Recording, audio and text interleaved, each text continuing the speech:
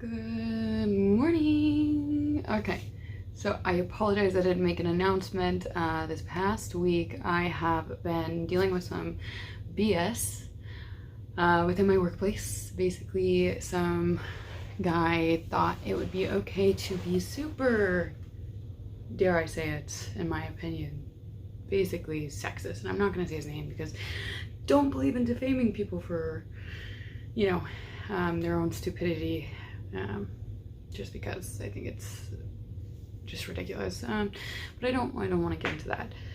But I just want to say sorry for not announcing what we're going to be talking about today, because that's what actually matters. So today we're going to be talking a little bit more about, let's do home buying. We're going to do home buying and financing options. And I want to speak specifically about FHA and private mortgages.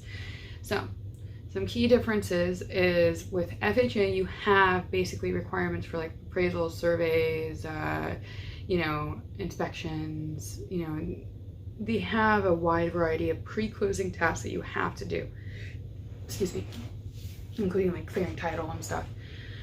With private mortgages, though, they don't have those requirements. You're not necessarily always required. Sometimes you are, varies per investor, but you're not always required to get an inspection, an appraisal, a survey. You get the gist. So with private mortgages, you have to have, like, let's just say that you have 30%, 40% total to be able to show that you can get this house, right? And you can make the payments, and that you can put a lot down, and that you're trustworthy because you have a little bit of money, right? So private mortgages are good because if you have 20% to put down, plus, like, let's just for example say a 5% origination fee, and then you still have reserves, then they'll be more willing to lend to you, but they still have to confirm that you have good income, your DTI isn't crazy, and that you're still going to have a lot to show in reserves, because they're not going to lend to you if you have like enough for the down payment, the origination fee, some closing costs, and then you only have like 2 months of reserves. They're not going to do that. Like my lender, for example, they kept 3 additional months of mortgage payments, so it's like, or 2 or 3 months, right? So once I hit my 12-month mark of on-time payments, then I have 2 to 3 months of free payments. That makes sense? So, private mortgages are not super strict about the credit thing, but they are super strict about the money, because it's like they care about the money. We don't want your money. No, they do want your money. Okay, just to put it nicely.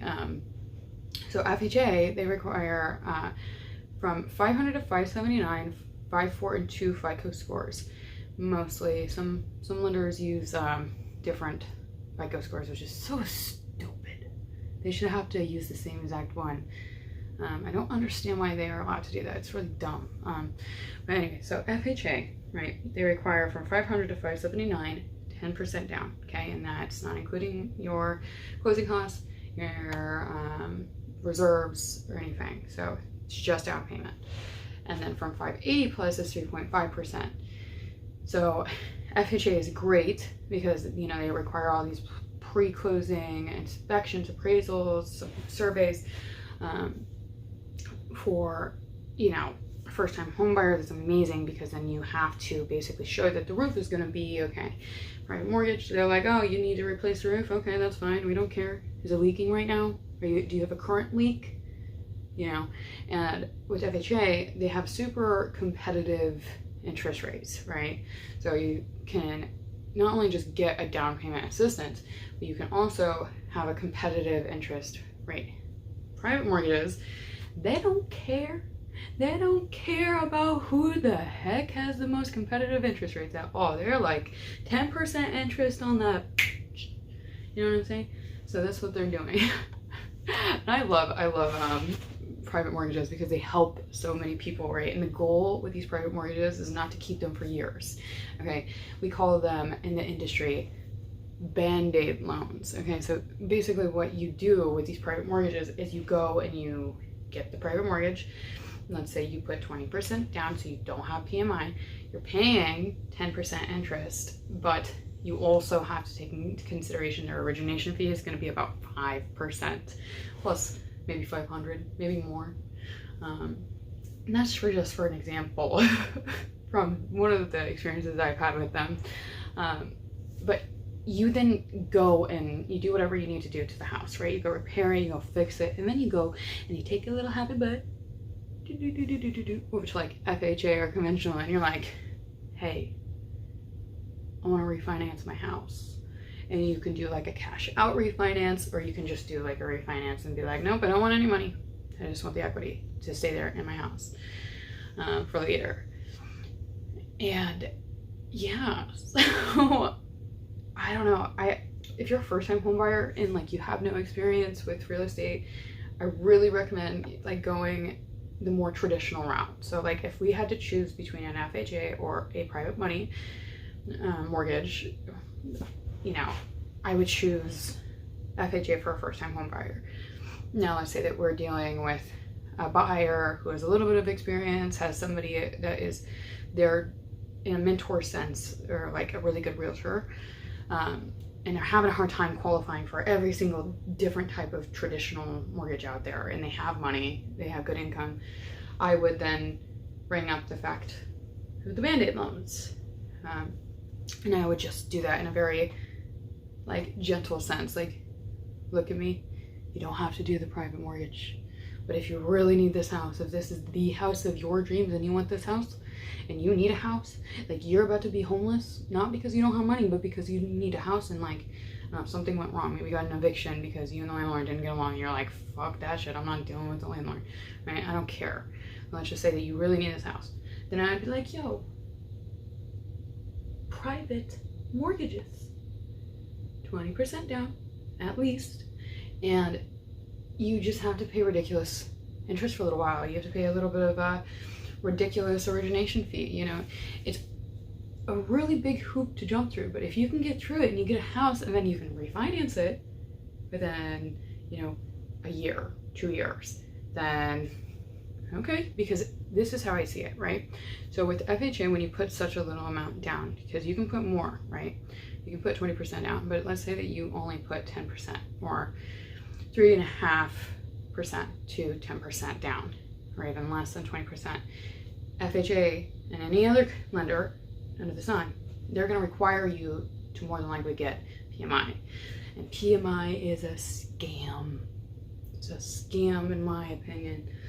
And I say this because it's not protecting you, it's protecting the person who's giving you the money. So you're like, wow, my monthly payments are going to be super affordable. I'm basically going to be paying what I was paying in rent. So let's say I was only paying $1,300 in rent. Great, that's what my principal and interest is going to be. You still haven't included your taxes, your insurance, and also guess what? Your PMI, because you didn't put 20% down. So you're going to go to FHA, right? And you're going to be paying PMI. And this is a good, like FHA is great if you don't have 20% down. Okay, don't get me wrong, but PMI, scam, because you're going to end up paying like hundreds of dollars more potentially for a private mortgage insurance that doesn't protect you, protects the lender. And if you can go the FHA route, you know, or any other traditional mortgage route and not pay the PMI, and you can put that 20% down, then do it. Do it. You will not regret it. Just do it. Or even if you have to get it with PMI and then pay off the rest of that percentage to get to that 20%, then do it. Okay? So I would say that private mortgages for home buyers is a good option for, like, if you're self-employed, it's hard to verify your income, you're close to getting traditional, but you just got denied, you found the home of your dreams, you really need to get into a house for whatever personal reason there is, and you know, it's a great Band-Aid solution. Don't do it forever. Definitely refinance. FHA though, if you can go that route, go that route, because with FHA, right, you can get it with 500 FICO scores. And I say this because I know this, and I know lenders right now that are doing 500 scores, right? Not a lot of them are doing it, especially not during a pandemic. I know people who are. So if you want more information, just reach out to me and I'll give it to you. I'll point you in the direction of who it is. I'll set you up with some people who work for them so you can go do it and you can try to see if you can get it. But yeah, that's my little rant for today, and hopefully it was some good information in there for you guys, and I hope to see you guys next week, and I will do my best to announce what the next topic is. I can't make any promises because I'm still dealing with this whole "you're a woman so you are stupid" thing. So yeah, let's hope that that's going to be done in the beginning of the week, and this way I can make an announcement about what we're going to be talking about next Saturday. So thank you guys so much, and please share, like, support, please.